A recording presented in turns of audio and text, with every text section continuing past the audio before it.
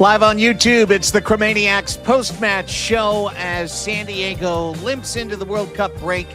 They get broken up by Vancouver 4-2 this evening at Snapdragon Stadium, our full-time score. I'm Craig Elston, joined in this international podcast by Alex Pena, joining us from vacation in South Korea at Snapdragon Stadium, the guy working the hardest of all of us, Tony Sanchez, who's got our post-match sound as well. Let's start with Tony live at the stadium. What's going on, man? What are your thoughts on this one? Oh, you're muted. There you go. Huh. Well, hardest working, but can't figure out the mute button. But we've seen gut punches to this team at home, but I think this one took the wind out of everybody and their sails. Not happy campers coming to the post-match through the tunnel. How can you be? San Diego FC 4-2 against the best team in the league? Question mark. Alex, Daniel Young, how are you? Hey, you know, it's great to be here live from Busan, South Korea. And guess what? Apple TV works here. Unlike MLB, I can't really watch the Padres right now or pretty much anything else. But Apple TV works here. I got to watch the match. I think I should have skipped this one, and we could have just skipped this whole thing altogether. But you know what? Let's give some thoughts here and head into the break, right, Craig? Absolutely. Listen, 6 weeks or so until the next time we'll even have a result to chew on. The World Cup break is here. There's going to be the summer transfer window. There certainly could be, and I think from San Diego FC's and their fan base's standpoint, there should be some news when the summer transfer window rolls around that should put some more hope back into the cup for SDFC fans and faithful. But we weren't going to let this one go by without comment, so we will. We're accepting all of your comments as well within our text chat. You're seeing Tony put them up here on YouTube. If you're listening to the audio version of this, you can go back and check out the video if you want to see what everyone had to say along the way. Guys, so again, we're going to make this one a little bit shorter. Alex is literally on another continent, and the team didn't exactly have a transcontinental performance tonight, more like a local bus route performance tonight. So, and they did get bussed pretty good, but class. Vancouver Whitecaps are class. Brian White is class. This team is really, really good. As Tony said, they might be the best team in the league, and an SDFC team that I don't want to say fudged their way to 4 straight results, but they've certainly limped along with, Godoy out tonight, no Tverskov for the last several matches. And, on a night like this, you probably needed to be full strength to have a chance. And you weren't, and you didn't really have much of a chance in this one.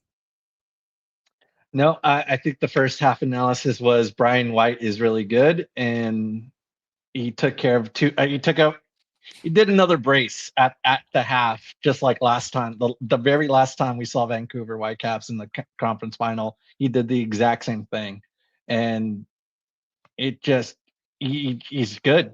That's all you can say. And with Thomas Muller like right next to him, he's even better. So. This is a Whitecaps team that you had to be perfect, really, to have a chance. And this team was not. San Diego FC was not perfect, and they were just outclassed, outbeat, everything.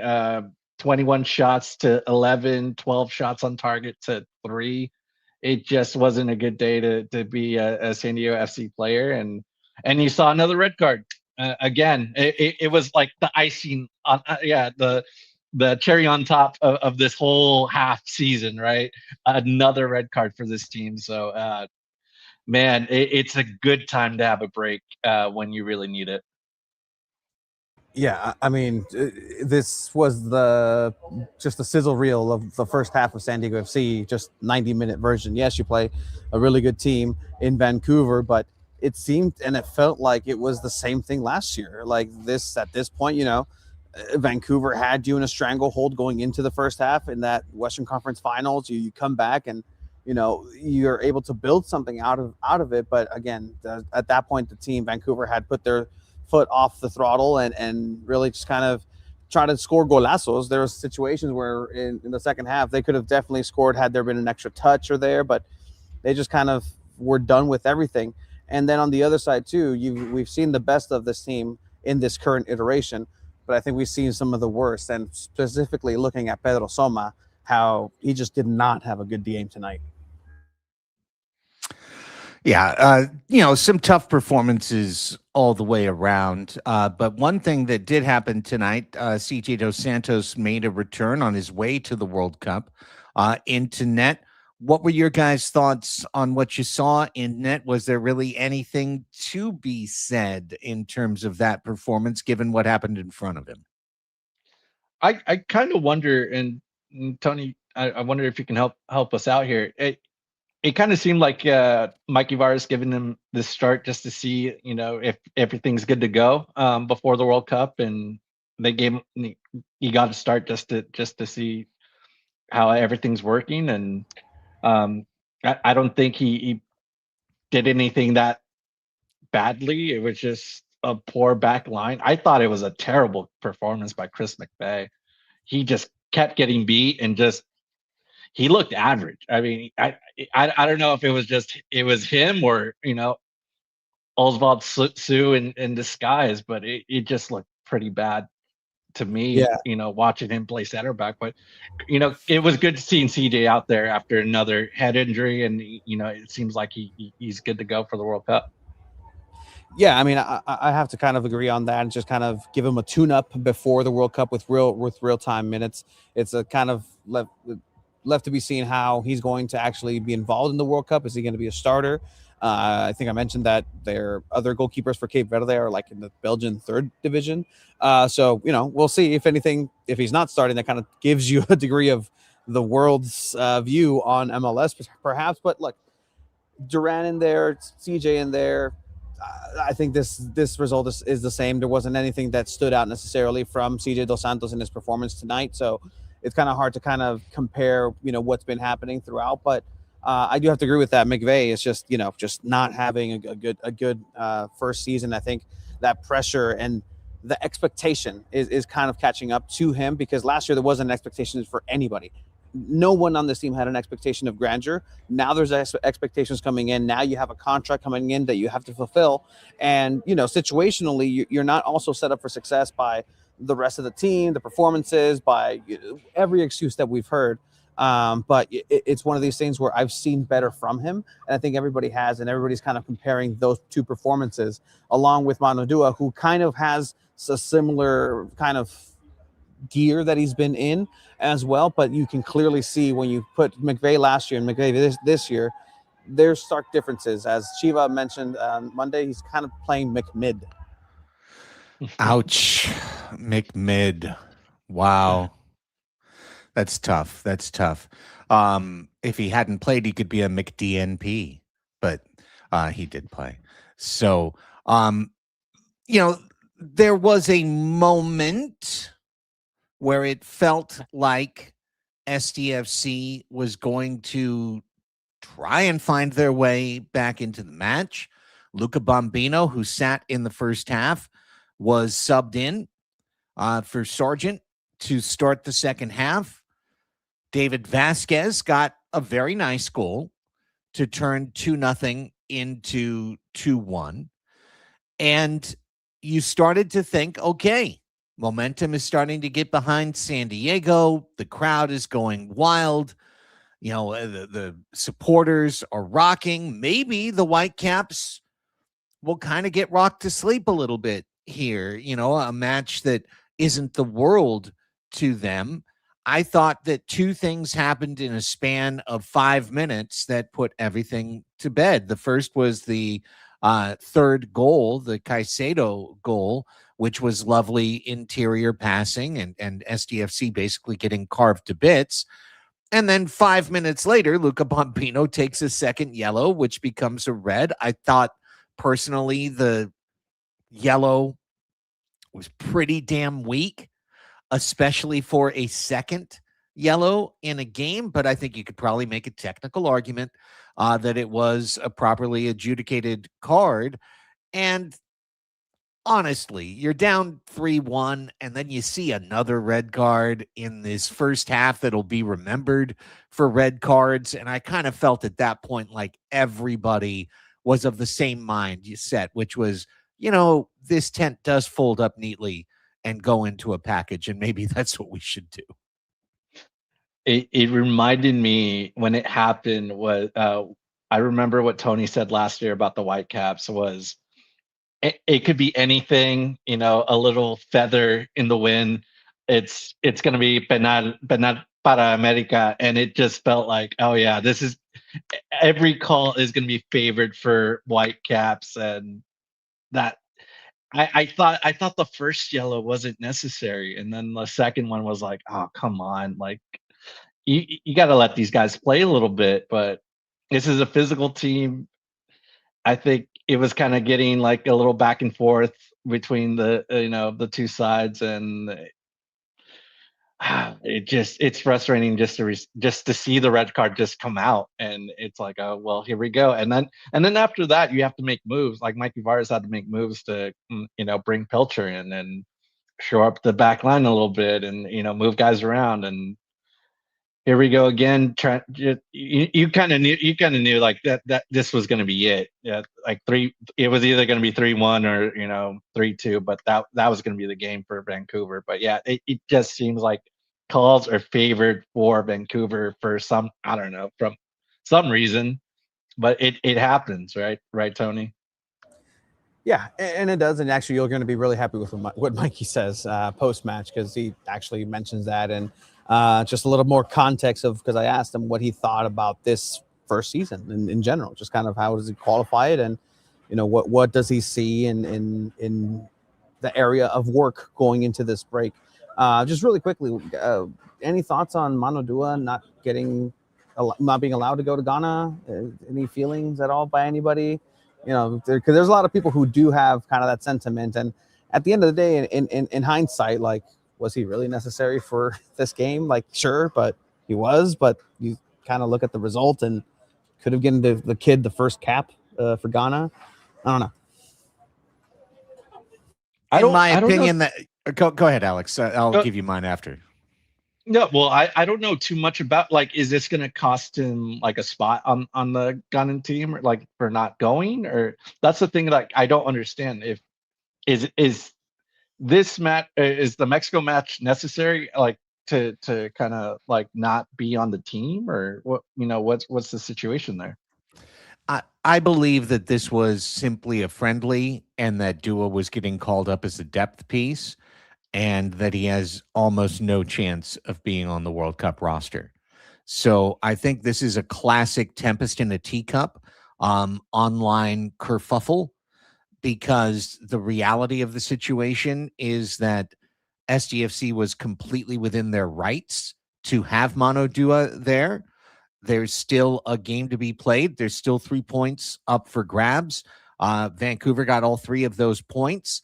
It's an extremely defeatist hindsight line of thought to go, oh, well, we were going to lose anyway. We might as well not have played anybody at all. We might have sent everyone on vacation. Like, come on. Mikey Varas can't be thinking that way. Tyler Heaps can't be thinking that way.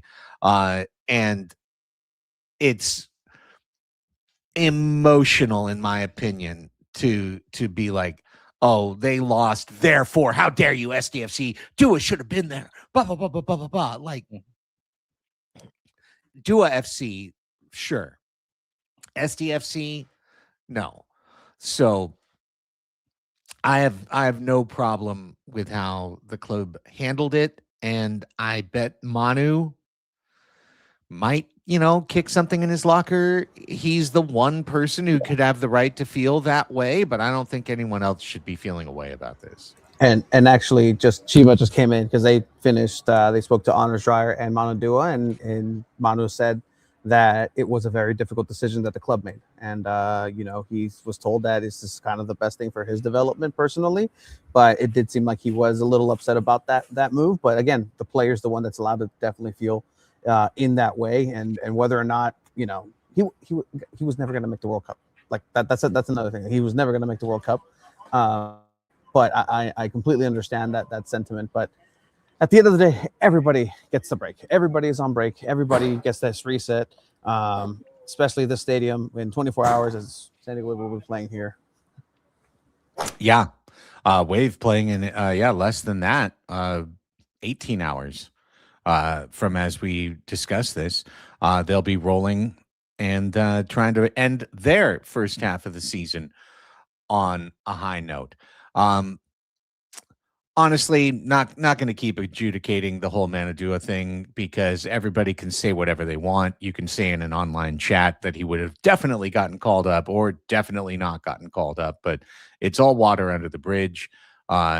He wasn't given that opportunity, and the reality of the Ghanaian national team is that they're so deep at center back that it's essentially impossible for Dua, unless like their bus crashed or something, that he would get called up to the World Cup. So looks like we got the cleaning crew working their way through on Tony's shot right now. This is always part of the joy of our online experience here, coming to you live on YouTube. Let's keep it focused on San Diego FC for now, if we can, guys. Obviously, you know, Manadua can feel away, but that is done. And people like still going, name the quarterbacks for guys. Give me a break. Absolutely, give me a break. Let's keep it on SDFC here for a minute. We're going to hear from Mikey Varas shortly, but if you were just going to encapsulate, and we'll talk more about this on Thursday, what is the biggest thing that this club needs to take away from this bracket of games and apply to the next bracket of games? It's the biggest thing is like, don't underestimate the depth that you had, especially like with letting go of Paddy McNair was probably like the biggest piece like of the whole season. And and the young players that they had, they still need a ton of development from I think from everybody, not named Luca Bombina or Manadua. It's just that was the biggest thing of this half, was not having enough depth, and they need more. It seems like they're going to get it, and hopefully that means more wins coming our way in the second half. I mean, I think no excuses. I think that's going to be the biggest thing to go ahead and have. I think last year, that was one thing that I was personally waiting for the club to go ahead and use that card and go back into like, hey, we lost because of this and excuses, but they kept doing the right thing. So you never really heard any of the context/excuses. But I say that in the sense of everything has to go ahead and be tightened up, but the focus is one of the things that I think this team is definitely lacking right now. And whether that's focused because of a situation that you cause yourself to get a red card, whether it's lack of focus of, you know, you're just redlined at the 80th minute and you just can't even carry your soul because it's so heavy and with your, you know, jersey all sweat and drenched because you're working too hard, or the focus in order to go ahead and adapt to the play style and be consistent. Focus is the definite thing that I think San Diego FC needs to go ahead and work on. And that has to come with a lot of different things. Physically, be ready to be focused. Mentally, have to be ready to be focused. And then at the end of the day, it's being able to pivot from a point of everybody is locked in. I haven't really seen this team be a team. And that was the highlight and strength of the system. That was a highlight and strength of SDFC last year. It was a cohesive team, but right now it seems like it's three different teams, the defense, midfield, and offense, operating in some sort of Frankenstein way where there's really a need for more catalyst and connection through all three phases. And that's just not necessarily happening. And this is, you know, again, like water in the desert, this break. This is going to be very much needed for everybody, front office and, you know, soccer ops in general. Well, you know what? I like that, water in the desert. Here's something about water in the desert. It evaporates in a gosh darn hurry. and you can pour water into the desert and you won't see any result. You need a consistent climate change in order for you to see that water on a more regular basis. My thought on the first half of this season is that this team is incomplete, that they made huge roster decisions at the start of this season, and none of it's panned out for SDFC. And I'm not here to tell you, trust me, I am not here to tell you that Chucky would have been the difference and that they'd be in first place if they had Chucky.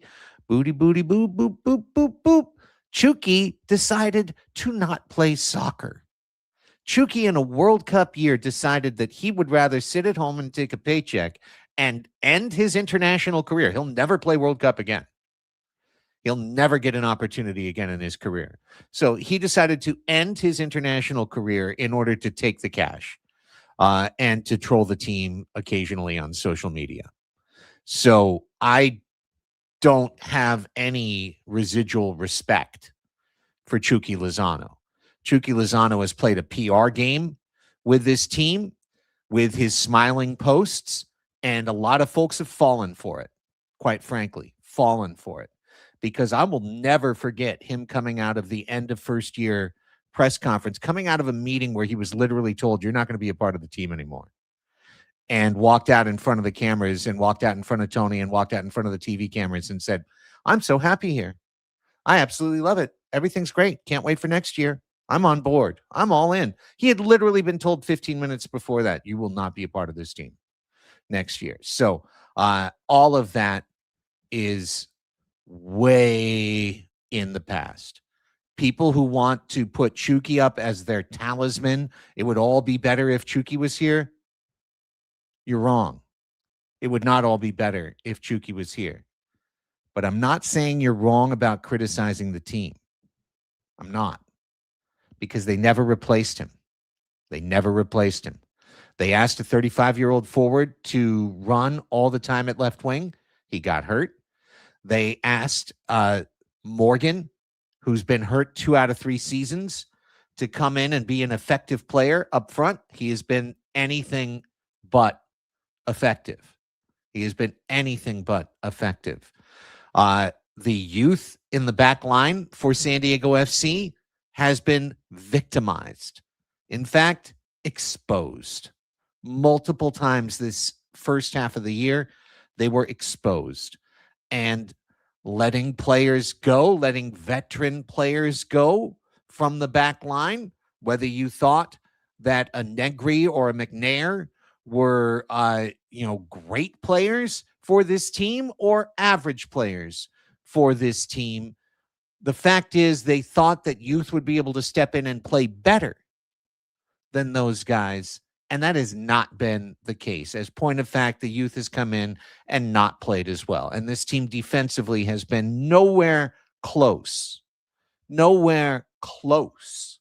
to what they were last season. Seeing out victories, closing out victories. I'm going to think of this first half as an incomplete team. I'm going to think of red cards, number 2. And number 3, I'm going to think of lost leads or lost draws. 11 points after the 80th minute dropped for San Diego FC. This club deserves to be in 10th place. They're not a playoff-worthy group today. And they've got a summer transfer window, in my opinion, to make good on the promise of this organization and make good on the decision to move away from one of your DPs and not replace him. Again, I'm really trying not to, because you can just get sucked into the spiral. Oh, Chucky,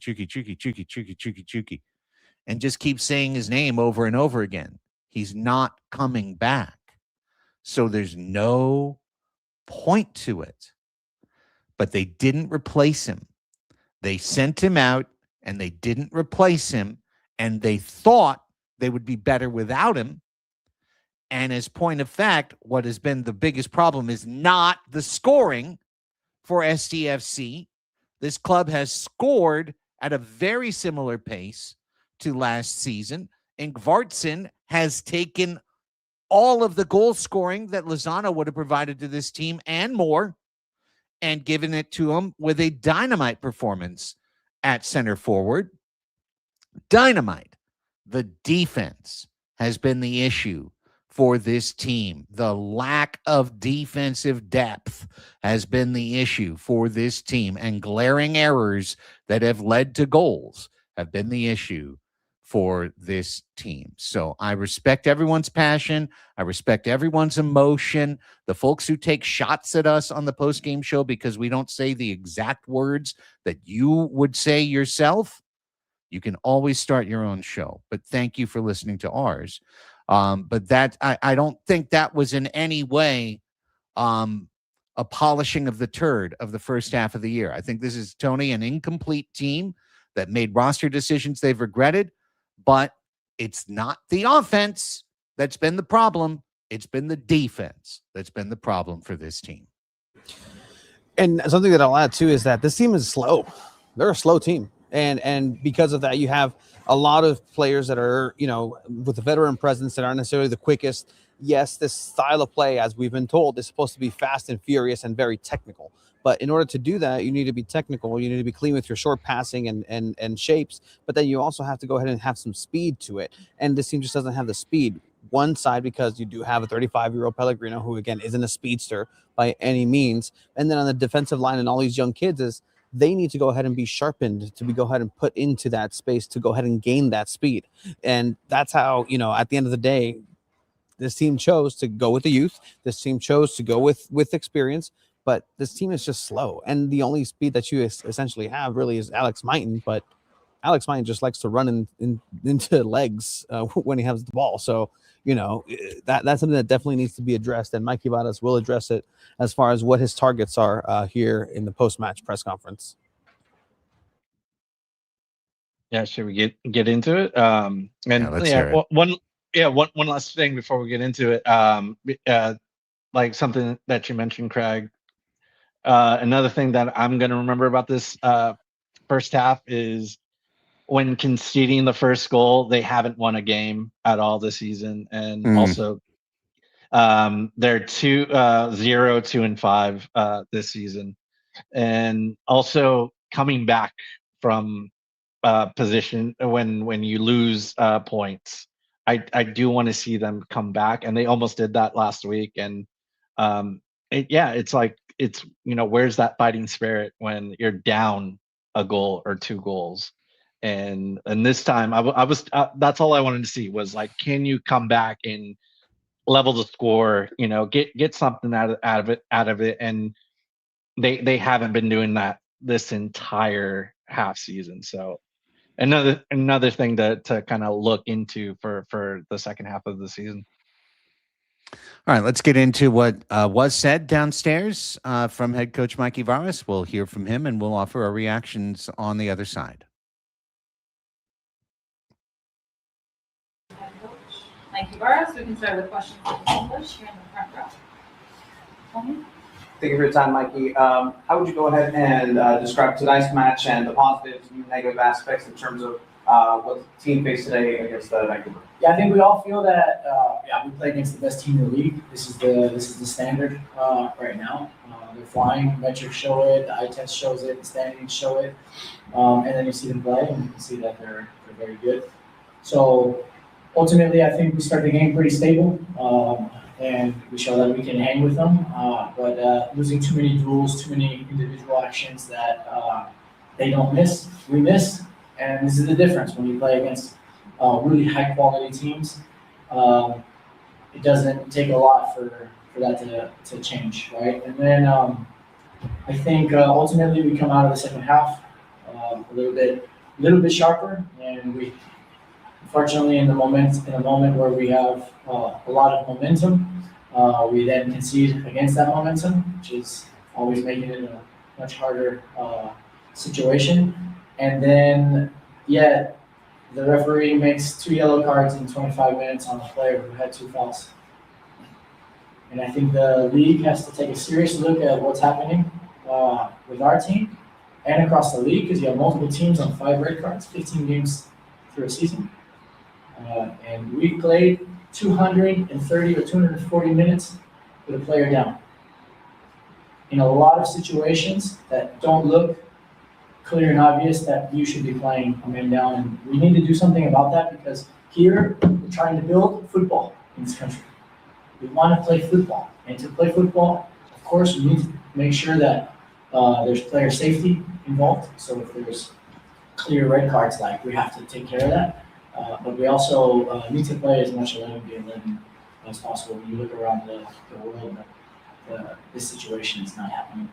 And we need to take a close look at that, because it's just really unfortunate that not only us, but I think there's some other teams in the league that could be a little bit frustrated with how that's going.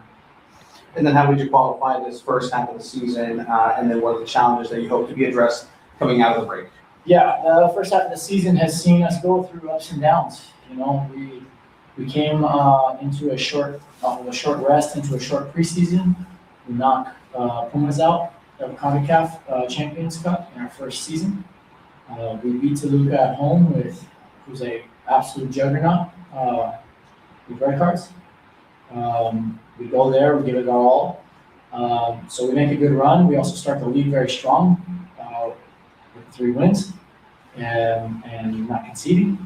And then all of a sudden, we start to hit some adversity, where I think a number of factors, including red cards, just our level dropping, travel, a lot of situations where we hit a lot of adversity and we're not playing at our best. Then, I think you see the group claw their way back to better and better form recently, while still being unhappy that we're not closing games as well as we should be. But you can see us clawing back. And ultimately, the reality is we got 17 points on 15 games. We got 18 games in the second half of the season, and we got to go after those as best we can. Mikey Varas. A couple of things in there I didn't really like. To be honest with you, I understand.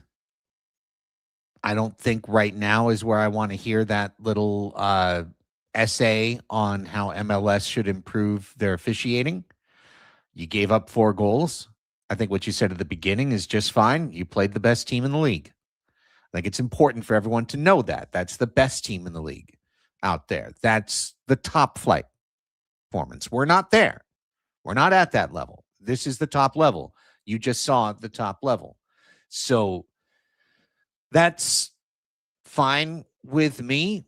The referee talk is whatever. Honestly, I think it sounds like excuse making, and that's probably Mikey as a young coach just being a little bit emotional and letting a little bit of his emotion seep into his commentary. The things that they need to work on are their defense, protecting leads late, and rounding. Honestly, for all the accountability crew that's in the chat right now, and they want accountability, which usually means somebody's head has got to roll. If I was gonna blame one person, guys, in the front office and soccer ops for this first half of the season, it'd be Tyler Heaps. Wouldn't be Mikey Varas. And both of these guys got multi-year contract extensions in a league that has no promotion nor relegation. And they're both going to be here next year. So it's kind of a just scrape your knuckles against the wall to see them bleed situation to be saying Heaps out, Varas out, Varas out. I want to see Varas out so bad. Like, well, he's not going to go, so you can keep getting mad, or you can enjoy watching the team. It's up to you. Everyone can fan the way they want to fan. I'm not saying you can't.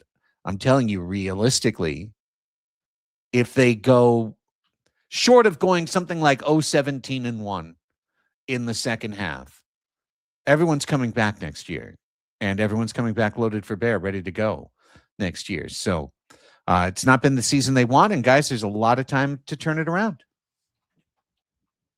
Yeah, that's right. And yeah, it's surprising to hear, Mikey talk about refs and red cards, and he had those stats ready to go for everybody. So maybe good job on him or the PR crew or whoever had that ready for him. But Oh no, it's him. I'm sorry, but yeah, it's him. It's him. He does his own research. Oh, okay. Oh man, but it's things you can control. If you're a little bit more disciplined, with the players that you have, then they're not going to be reckless when you.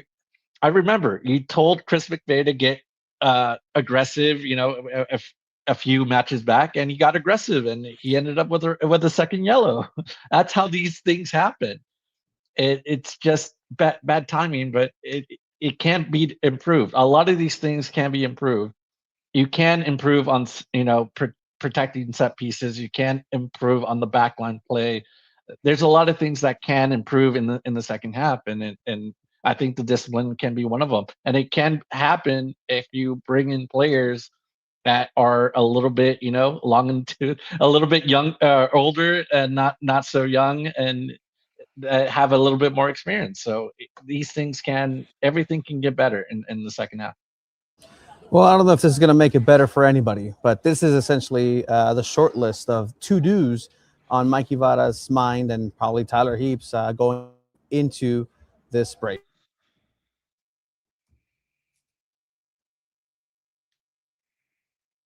And we, unfortunately, in a moment where we have. Here it comes.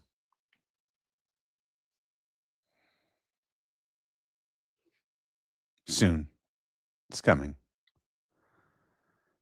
Poor Tony had it all queued up, and then he pressed a button, and he missed his cue, and he sent it all the way back to 1 minute in the video. That's exactly what happened. So give me a quick second. Yeah, I saw it. Okay, who do you think should come in? Well, I think Mo Salah should come in, and I think he should come in riding Chucky as a pony, and the two of them should come in together. And who else can we get? No, I don't know, man. All right, here we go. Let's hear what they have to say. The summer transfer window will open during your break. Do you expect to be active? And what positions do you feel like you'd like to see some reinforcements to sort of take those next steps you're talking about? Yeah, we'll be active. The club is ambitious, and you can see that some reinforcements will really help us, especially in these really tough games. We'll probably target an elite attacker on the highest line. Ideally, a midfielder who's more of a dynamic mover profile / dribbler or bowler, and then we need to make sure that we bring some depth and some competition on the back line in terms of center backs and fullback. That's right. Bingo. An elite attacking midfielder, lots of depth for the back line. Those two things can make SDFC, in my opinion, a playoff team. And this can be a playoff season. As we know, MLS Cup is about the most random of soccer trophies. Usually one of the teams, not last year, but quite often, one of the teams in MLS Cup is there improbably. Somebody that makes a run from the bottom of the bracket, like Red Bulls did a couple of years back. So there's still plenty of hope for San Diego FC going forward. I don't think this is a championship team. I don't think they thought it was necessarily a championship team, but the decisions that were made before, preseason 1 led this club to a 10th place finish in the first half. 18 matches remaining and an opportunity for this team to climb significantly higher in the standings, I would say, if they make the right moves. And it's all about pushing the right buttons, and hopefully Mikey Varas and Tyler Heaps, they get their guys, because it's going to be a competitive market too. That's the biggest thing about having this break. And I think a lot of teams are going to reassess and try to bring players in. So it's going to be a competitive market, and they probably already have calls in and have a good idea of who they want to bring in. But the interesting thing was it sounded to me like you want an elite, winger, and also a pretty top level midfielder. That's going to be a heavy price to pay, I think. So, I what does that mean? Is it going to be a full 3 designated player roster with Chugi come out, or are they going to use some TAM in between that to try to get someone of that level? It's going to be interesting to see how they're going to like fudge with the numbers and bring those guys in, because it sounds like it's going to be a hefty price to bring two high level caliber players in. This is the last time you're going to see this iteration of San Diego FC. Whether it's addition or subtraction, this is the last time you're going to see these set of players at Snapdragon be available on the injury list. Like, it's going to change. Are you going to be able to get exactly those players? Tyler, I would assume, has the profiles already of who exactly he's looking for. And again, just realize where your feet are, not necessarily where the head is, because those are two different places sometimes. You're probably not going to get 3 superstars, world renowned. That list that came out of like, look at all these free agents, Robert Lewandowski. And, sure, some of them will land in MLS, but is that the right profile for this team? And if we're still kind of discussing like what the profile of the team is and how it needs the perfect ingredients, then, we have to go ahead and make sure that we're kind of catching up with what the reality of this team is. But I also found it interesting that, you're kind of mentioning the things that you don't have. So you're kind of also putting the players that you have in the locker room on display in terms of, who's in midfield right now? Okay, Valakari. Who's at center back? Okay, McVeigh. Who's at the attacking third? Well, you have Dreyer, you have Varsson. Obviously, you're talking about the left wing, but that's kind of telling of the positions he's looking at and just trying to figure out who's going to get benched, who's going to get moved, who's not going to be here, and who those players are going to be. So, it's very interesting to have mentioned to that center mid that has that dribbling ability. And then they threw Oni Valakari up next after Mikey Varas for the post-match. And then Abe actually asked them a little bit, but we'll have that be uploaded here in a bit. They're gone for the day. Yeah, let's not belabor the point this evening. SDFC loses 4-2. They get a goal late from Zamblé. Hey, great, we got a goal late from Zamblé.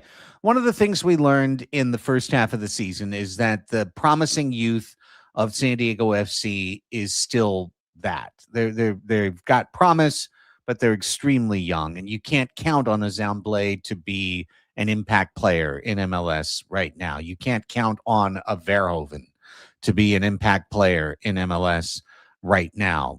Oswald Sue, poor thing. You found out you can't even put him on the field at this point. Vasquez has now started to really show that he is beginning a growth curve, that could lead him to being a regular, consistent player for this club. But a lot of the youth got a bit exposed over the course of the first 15 matches of this season. Tonight, Vancouver, probably unfair to bring out the brimstone and the pitchforks, and the hot oil, and the feathers and the tar and be like, destroy everything. Vancouver's pretty much beating everybody in the league. If they're the best team in the league and you're not, it's pretty much the way it's going to be. So we'll be hearing on Thursday's show where we'll take another broader swath look at the club in the first half. We'll hear from some of the other guys who were downstairs. But right now, Tony and Alex, I'll just ask for your final thoughts on this one. It's over. I'm just glad we made it and survived, and with no Yepe, no Anibal Godoy out there, it's kind of, they're still in a pretty good position, and it was just surviving this first half. Let Tyler Heaps cook, and we'll see what happens in a few weeks, and hopefully we'll have some things to talk about, some names to talk about. I think that's the new optimistic approach I have, is just let's see some names that we can talk about. I mean, I find it just fascinating where we're at. San Diego has a team. I love that people have opinions and have their feelings and passions, because again, San Diego didn't have a soccer team for the longest time in the professional setting, and now it's here. So these are the things that come with it. So I'm fascinated in the development of it, and so I'm really enjoying just kind of how it's all building out. And we've heard las buenas, we've heard las malas, we've heard the mids, I guess, and it's just kind of interesting just seeing everybody develop through all of this. And it's part of it. It's parte de. It's part of having a professional team and being able to have the feet to the fire sometimes. And I think that there was a lot of learning from the team, a lot of learning from the head coach, a lot of learning from the players, a lot of learning. But it's a matter of acting and being able to move forward with that learning to make sure that they're able to go ahead and be the best versions of themselves next after the World Cup break, which again, that is just what everybody was pushing for. It's a completely new season. We won't see them until mid-July. Yeah. It's crazy. I was looking at the calendar on the side of the fridge earlier today. I'm like, there's this game, and then there's, oh my God, it's going to be like 2 calendar months before we're back at Snapdragon Stadium. They'll have 1 road game before that. And then it's going to be wild. 7 games in August. September is going to be an absolute roller coaster. Things are going to get flying here for SDFC. Let's hope. Flying in the right direction. But that's going to do it for tonight's episode of the Chromaniacs post-match show. 4-2 Vancouver defeats SDFC. Azul and Chrome limp into the break in 10th place and hope for much better things in the summer transfer window to come. Alex, please enjoy Busan. Enjoy the beach out there and enjoy some barbecue, some kimchi, whatever you're going to do. Have a great time. We can't wait to see you here with safe travels back here in the U.S. Yeah, thank you, Craig. Thank you, Tony. And thanks, everyone. Hopefully, I'll have a post out when I connect to Wi-Fi, either on a train or on a flight, hopefully. And then I'll have another recap on chromaticfc.com. And you, Mr. Sanchez, what do you have to say? Well, this might be, if everything seems like it's going to be, it might be my last time at Snapdragon before the World Cup. Won't be here tomorrow, and I'll see if I can make those international. But, I mean, thank you again. 2 Balls and a Mic. We'll have it on Monday, and we're coming into the last episodes before the World Cup. We're going to have an episode every day we're out there, so it's going to be fun. Thank you, everybody who supported us. SanDiego.Futbol, 2 Balls and a Mic. Thank you, guys, for everything. And, all right. I'm out of here. Give me a second. Cleaning crew, man. Jeez Louise. Well, I'll be out there with Wave tomorrow at 4 o'clock, the kickoff for San Diego Wave. So looking forward to that. Hopefully they will go into their break on a little bit of a roll. We'll be back on Thursday. And until then, that's all for now. For Alex Pena in South Korea and Tony Sanchez at Snapdragon Stadium, I'm Craig Helston at Chromaniacs Central saying thank you for being here. Please hit that thumbs up button on the YouTube video on the way out, or offer us a 5-star rating on the podcast platform. And until we speak again, vamos, SDFC.